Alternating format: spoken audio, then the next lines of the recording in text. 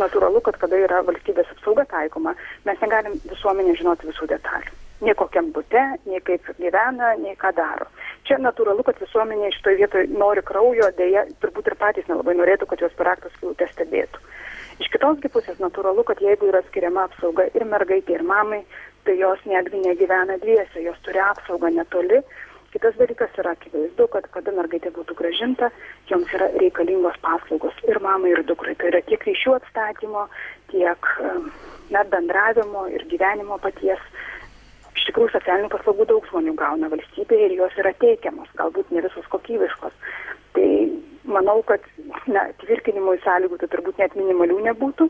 Tai apie tai net nėra jokios kalbos turbūt, ypatingai kada valstybė saugome abu asmenys. Kitas dalykas, kad ir tos ankstesniosios, kad niekas neįrodė.